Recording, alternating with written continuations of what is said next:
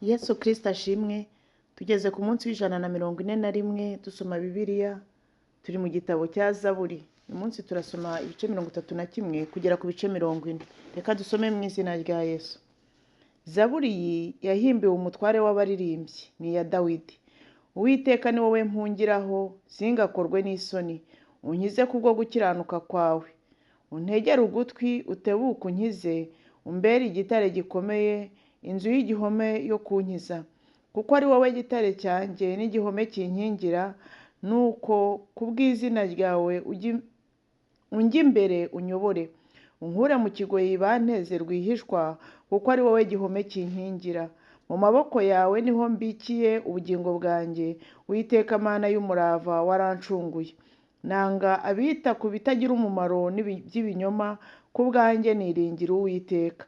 Nzajya nezerwa nishimira imbabazi zawe, kuko warebye amakuba yanjye n'ibyago byanjye, wamenye imibabaro y'umutima wanjye, kandi utankingiraniye gufatwa n'amaboko y'umwanzi. Washyize ibirenge byanjye ahantu hagari. Uwiteka umbabarire, kuko mbabaye, mu maso hanjye hananurwa n'umubabaro, kandi n'ubugingo bwanjye n'umubiri binanuwe nawo, kuko iminsi yo kubaho kwanjye nyihoranamo agahinda, n'imyaka yanjye nkayimara nsuhuza umutima. Intege zanjye zimarwa no gukiranirwa kwanjye, amagufa yanjye arananutse. Ku bw'abanzi banjye bose mpindutse igitutsi, ni koko mpindukiye abaturanyi banjye igitutsi gikomeye, n'abamenyi banjye mbahindukiye igiteye ubwoba, abandebye mu nzira barampunga. Nibagiranye nk'uwapfuye utakibukwa, mpwanye n'urwabya rumenetse, kuko numvise benshi bambeshya, ubwoba bukantera impande zose, ubwo bangiraga inama bagashaka uburyo banyica. Ariko ku bwanjye ni wowe niringiye Uwiteka, naravuze nti uri Imana yanjye. Ibihe byanjye biri mu maboko yawe, unkize amaboko y'abanzi banjye n'abangenza. Umurikishirize umugaragu wawe mu maso hawe, unkize kubw'imbabazi zawe. Uwiteka, ne gukorwa n'isoni, kuko ngutakiye, abanyabyaha bari bo bakorwa n'isoni. Babacecekera ikuzimu, indimi z'ibinyoma zigobwe, zivugana umukiranutsi agasuzuguro n'ubwibone no kugayana. Erega kugira neza kwawe ni kwinshi, uko wabikiye abakubaha, uko wakorereye abaguhungiraho mu maso y'abantu. Mu bwihisho bwo mu maso yawe niho uzabahisha inama mbi z'abantu, uzabahisha mu ihema gutongana kw'indimi. Uwiteka ahimbazwe, kuko yanyerekeye imbabazi ze zitangaza mu mudugudu ufite igihome gikomeye. Ku bwanjye navuganye ubwira nti nciriwe mu maso yawe, ariko ngutakiye wumva ijwi ryo kwinginga kwanjye. Mukunde Uwiteka mwa bakunzi be mwese mwe. Uwiteka arinda abanyamurava, yitura byinshi ukora iby'ubwibone. Mwabategereza Uwiteka mwese mwe, nimukomere imitima yanyu ihumure. Zaburi ya 32. Zaburi iyi ni iya Dawidi, ni indirimbo yahimbishijwe ubwenge. Hahirwa ubabariwe ibicumuro bye, ibyaha bye bigatwikirwa. Hahirwa umuntu Uwiteka atabaraho gukiranirwa, umutima we ntubemo uburiganya. Ngicecetse amagufa yanjye ashajishwa no kuniha kwanjye umunsi ukira, kuko ukuboko kwawe ku manywa na nijoro kwandemereraga, ibyuya byanjye bigahinduka nk'amapfa yo mu cyi. Nakwemereye ibyaha byanjye, sinatwikiriye gukiranirwa kwanjye. Naravuze nti ndaturira Uwiteka ibicumuro byanjye, nawe unkuraho urubanza rw'ibyaha byanjye.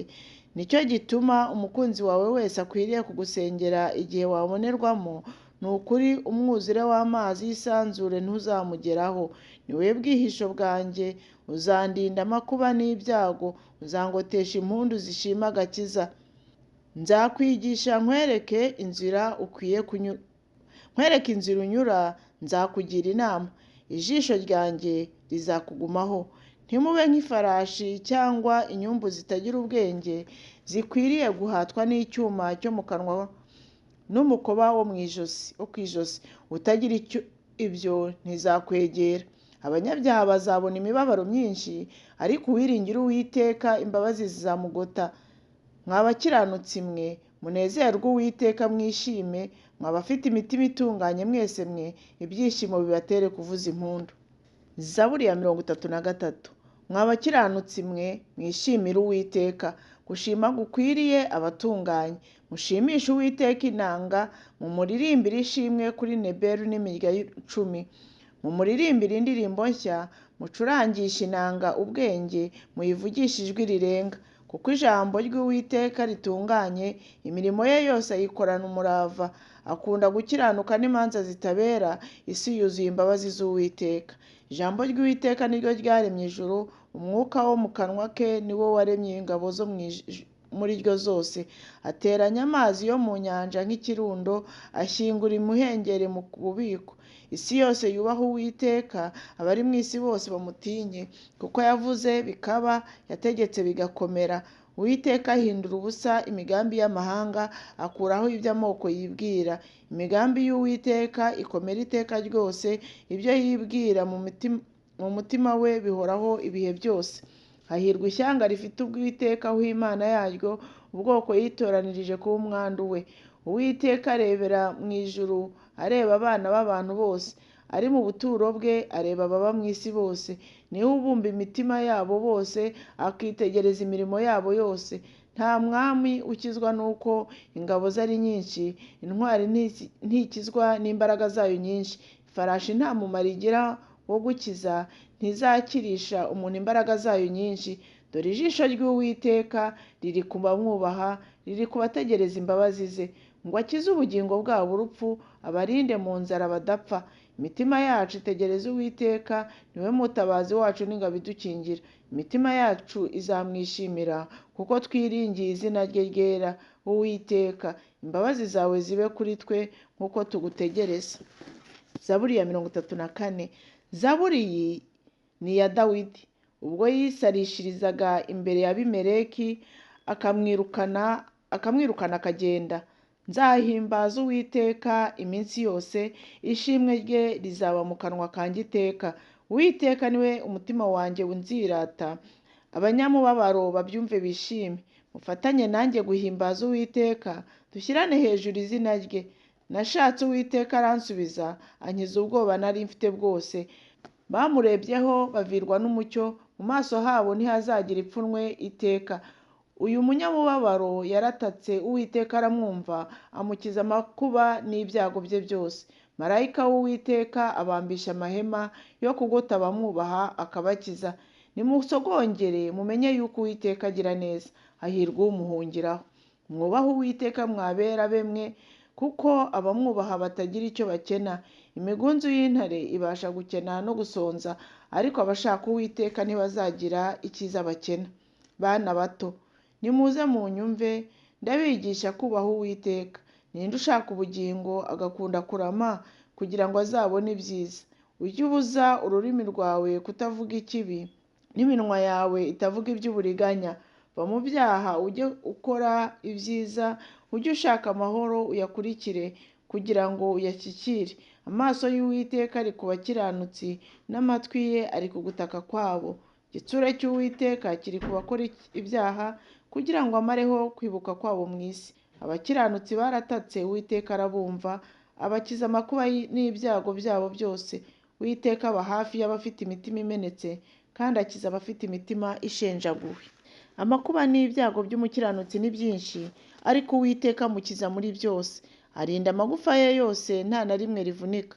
Ibyaha bizicisha umunyabyaha, abanga umukiranutsi bazacirwaho iteka. Uwiteka acungura ubugingo bw'abagaragu be, ntawo bamuhungiraho uzacirwaho iteka.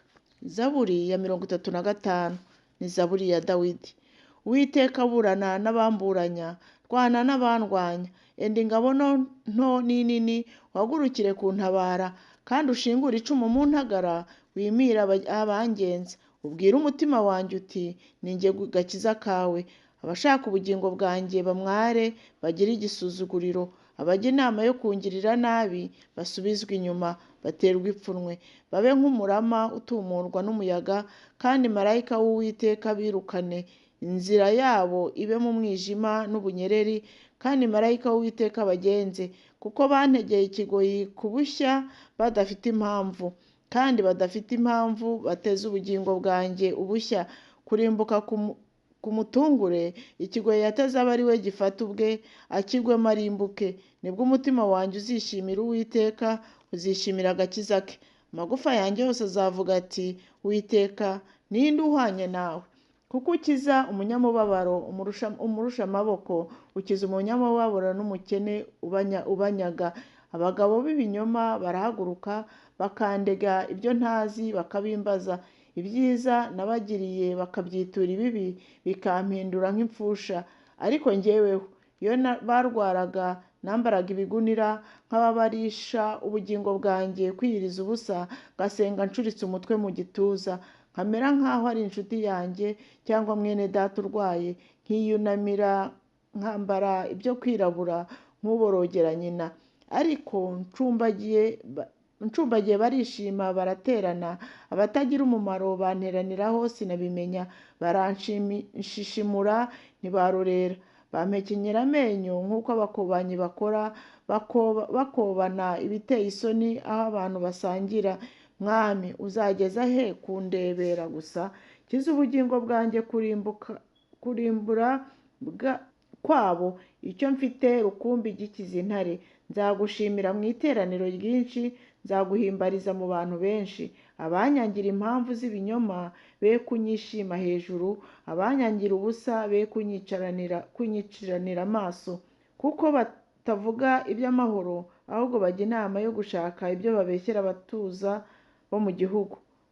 Banyasamiye cyane, baravuga bati, aha, amaso yacu arabibonye.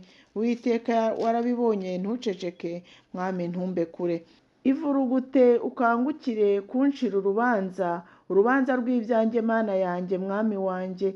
Uwiteka Mana yanjye, uncire urubanza rukwiriye gukiranuka kwawe, be kunyishima hejuru. Be kwibwira bati, aha, nicyo twashakaga. Be kuvuga bati, tumumire bunguri.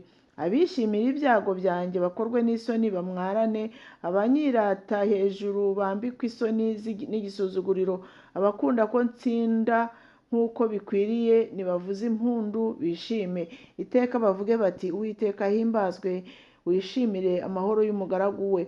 Kandi ururimi rwanjye ruzavuga gukiranuka kwawe, ruzavuga ishimwe ryawe umunsi wire. Zaburi ya 36. Zaburi iyi yahimbiwe umutware w'abaririmbyi, ni iya Dawidi umugaragu w'Uwiteka. Ubugome bw'umunyabyaha bubwiriza umutima we, nta gutinya Imana kuri mu maso, kuko yiyogeza ubwe akibwira yuko gukiranirwa kwe kutazamenyekana ngo kwangwe. Amagambo yo mu kanwa ke ni ugukiranirwa n'uburiganya, yarorereye kugira ubwenge no gukora ibyiza. Yigirira inama yo gukiranirwa ku buriri bwe, yishyira mu nzira itari nziza, ntiyanga ibyaha. Uwiteka, urugero rw'imbabazi zawe rugera mu ijuru, urw'umurava wawe rugera no mu bicu. Gukiranuka kwawe guhanye n'imisozi miremire y'Imana, amateka yawe ni nk'imuhengeri. Uwiteka ni wowe ukiza abantu n'amatungo. Mana, erega imbabazi zawe ni iz'igiciro cyinshi. Abana b'abantu bahungira mu gicucu cy'amababa yawe. Bazahazwa rwose n'umubyibuho wo mu nzu yawe, kandi uzabuhira ku ruzi rw'ibyishimo byawe, kuko aho uri ariho hari isoko y'ubugingo. Mu mucyo wawe niho tuzabonera umucyo. Ujye ukomeza kugirira imbabazi abakuzi no kwereka abafite imitima itunganye gukiranuka kwawe. Ikirenge cy'umwibone cye kunzaho, ukuboko kw'abanyabyaha kwe kunyimura. Hariyaho inkozi z'ibibi ziguye,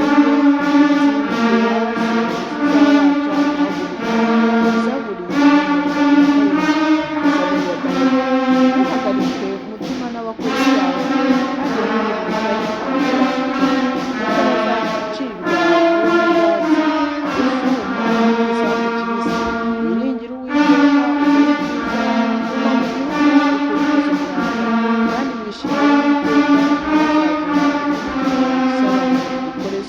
urugendo rwawe rwose, aba ari we wiringira, nawe azagusanga.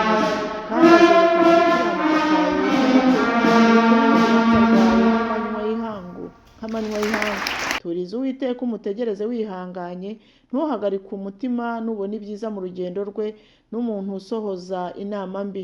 Reka umujinya, va mu burakari, ntuhagarike umutima kuko icyo kizana gukora ibyaha gusa, kuko abakora ibyaha bazarimburwa, ariko abategereza Uwiteka nibo bazaragwa igihugu.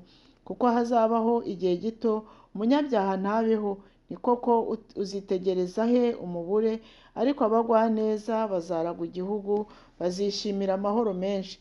Umunyabyaha ajya inama zo kugirira umukiranutsi nabi, kandi amuhekenyera amenyo. Umwami Imana izamuseka, kuko ireba yuko igihe cye kigiye gusohora. Abanyabyaha bakurikiye inkota bafora imiheto, kugira ngo batsinde umunyamubabaro n'umukene, bice abagenda batunganye. Inkota yabo nibo izacumita imitima, imiheto yabo izavunika. Ibiki umukiranutsi afite biruta ubutunzi bwinshi bw'abanyabyaha benshi, kuko amaboko y'abanyabyaha azavunika, ariko Uwiteka aramira abakiranutsi. Uwiteka azi iminsi y'abatunganye, umwandu wabo uzahoraho iteka. Ntibazakorwa n'isoni mu gihe cy'ibyago, mu minsi y'inzara bazahazwa. Ariko abanyabyaha bazarimbuka, kandi abanzi b'Uwiteka bazashira nk'ubwiza bw'ubwuri. Bazarimbukira mu mwotsi. Umunyabyaha azagurizwa ntiyishyure, ariko umukiranutsi agira ubuntu agatanga. Kuko abahabwa umugisha n'Uwiteka bazaragwa igihugu, abavunwa nawe bazarimburwa. Iyo intambwe z'umuntu zikomejwe n'Uwiteka, akishimira inzu ye, naho yagwa ntazarambarara, kuko Uwiteka amuramije ukuboko kwe. Nari umusore none ndashaje, ariko sinari nabona umukiranutsi aretswe, cyangwa urubyaro rwe rusabiriza ibyo kurya. Agira ubuntu umunsi ukira, akaguriza abandi, urubyaro rwe rukabona umugisha. Va mu byaha ujye ukora ibyiza, uzaba gakondo iteka. Uwiteka akunda imanza zitabera, ntareka abakunzi be barindwa iteka ryose, ariko urubyaro rw'abanyabyaha ruzarimburwa. Abakiranutsi bazaragwa igihugu, bakibemo iteka. Akanwa k'umukiranutsi kavuga iby'ubwenge, n'ururimi rwe ruvuga ibyo gukiranuka. Amategeko y'Imana ye ari mu mutima we, nta ntambwe ze zizanyerera. Umunyabyaha agenzura umukiranutsi, agashaka kumwica. Uwiteka ntazamurekera mu kuboko kwe, kandi ntazamutsindisha mu manza. Ujye utegereza Uwiteka, ukomeze mu nzira ye, nawe azagushyirira hejuru kuragwa igihugu. Abanyabyaha bazarimburwa ureba. Nabonye umunyabyaha afite ubutware bukomeye, agaye nk'igiti kibisi cyishimye ubutaka. Maze barahanyuze basanga adahari, kandi naramushatse ntiyaboneka. Witegereze uboneye rwose, urebe utunganye, kuko umunyamahoro azagira urubyaro. Abacumura bo bazarimburirwa hamwe, urubyaro rw'umunyabyaha ruzarimburwa. Ariko agakiza k'abakiranutsi gaturuka ku Uwiteka, niwe gihome kibakingira mu gihe cy'amakuba. Kandi Uwiteka arabatabara, abarura mu banyabyaha, akabakiza kuko bamuhungiyeho. Zaburi ya 38. Zaburi iyi ni iya Dawidi, yahimbiwe kuba urwibutso. Uwiteka, ntumpanishe umujinya wawe, kandi ntumpanishe uburakari bwawe bwotsa, kuko imyambi yawe impamye, ukuboko kwawe kukanshikamira. Nta hazima mu mubiri wanjye kubw'umujinya wawe, nta mahoro amagufa yanjye afite kubw'ibyaha byanjye, kuko ibyo nakiraniwe bindengeye, bihwanye n'umutwaro uremereye unanira. Inguma zanjye ziranuka kandi ziraboze kubw'ubupfu bwanjye. Ndahetamye nunamye cyane, ngenda nambaye ibyo kwirabura umunsi ukira, kuko ikiyunguyungu cyanjye cyuzuye umuriro, kandi nta hazima mu mubiri wanjye. Ndahondobereye, ndavunaguritse, nanihishijwe no guhagarika umutima. Mwami, ibyo nshaka byose biri imbere yawe, kuniha kwanjye ntuguhishwa. Umutima urankubita, intege zanjye zirashira, amaso yanjye nayo ubwayo afite ibihuzenge. Abakunzi banjye n'inshuti zanjye bampaye akato kubw'icyago cyanjye, bene wacu bampagaze kure. kandi abashaka kunyica bantega imitego, abanshakira ibyago bavuga iby'ubwicanyi, bagatekereza uburiganya umunsi ukira. Ariko njyeweho meze nk'igipfamatwi sinumva, meze nk'ikiragi kitabumbura umunwa. Ni ukuri meze nk'umuntu utumva, udafite mu kanwa ibyo asubiza undi. Kuko Uwiteka ari wowe niringiye, Mwami Imana yanjye ni wowe uzansubiza. Kuko navuze nti be kunyishima hejuru, iyo ikirenge cyanjye kinyereye banyirata hejuru. Kuko ndi bugufi bwo gucumbagira, kandi umubabaro wanjye uri imbere yanjye iteka. Kuko nzatura gukiranirwa kwanjye, nzagira agahinda k'ibyaha byanjye. Ariko abanzi banjye ni abanyantege nyinshi kandi ni abanyamaboko. Abanyangira impamvu z'ibinyoma baragwiriye. Abitura inabi ababagiriye neza nabo ni abanzi banjye, kuko nkurikiza icyiza. Uwiteka ntundeke, Mana yanjye ntumbe kure. Mwami gakiza kanjye, tebuka untabare. Zaburi ya 39. Zaburi iyi yahimbiwe Yedutuni, umutware w'abaririmbyi. Ni iya Dawidi. Naribwiye nti nzirindira mu nzira zanjye kugira ngo ntacumuza ururimi rwanjye. Nzajya mfata ururimi rwanjye umunyabyaha akiri imbere yanjye. Nabeshejwe nk'ikiragi no kutavuga, narahoze naho byaba ibyiza sinabivuga. Umubabaro wanjye uragwira, umutima wanjye ungurumana mu nda. Ngitekereza umuriro unyakamo, maze mvugisha ururimi nti Uwiteka umenyeshe iherezo ryanjye n'urugero rwinshi rw'iminsi yanjye, menye ko ndi igikenya. Dore wahinduye iminsi yanjye nk'intambwe z'intoki, igihe cy'ubugingo bwanjye kuri wowe kimeze nk'ubusa. Ni ukuri umuntu wese nubwo akomeye ni umwuka gusa. Ni ukuri umuntu wese agenda nk'igicucu, ni ukuri bahagarikira umutima ubusa. Umuntu arundanya ubutunzi atazi uzabujyana. Mwami none ntegereje iki? Ni wowe niringira. Unkize ibicumuro byanjye byose, ntumpindure uwo gutukwa n'abapfu. Narahoze sinabumbura akanwa, kuko ari wowe wabikoze. Unkureho inkoni yawe, mazwe no gukubitwa n'ukuboko kwawe. Iyo uhaniye umuntu gukiranirwa kwe, umuhanisha ibihano. Unyenzura ubwiza bwe nk'inyenzi. Ni ukuri umuntu wese ni umwuka gusa. Uwiteka umva gusenga kwanjye, tegera ugutwi gutaka kwanjye. Ntiwicire amatwi amarira yanjye, kuko ndi umusuhuke imbere yawe, ndi umwimukira nk'uko ba sogokuruza bose bari bari. Rekeraho kundeba igitsure, mbone uko nsubizwamo intege, ntarava hano ntakibaho. Zaburi ya 40. Zaburi iyi yahimbiwe umutware w'abaririmbyi. Ni iya Dawidi. Nategereje Uwiteka nihanganye, antegera ugutwi yumva gutaka kwanjye, kandi ankura mu rwobo rwo kurimbura no mu byondo by'isayo. Ashyira ibirenge byanjye ku rutare, akomeza intambwe zanjye. Kandi yashyize indirimbo nshya mu kanwa kanjye. Iyo shimwe ry'Imana yacu, benshi bazabireba batinye, biringire Uwiteka.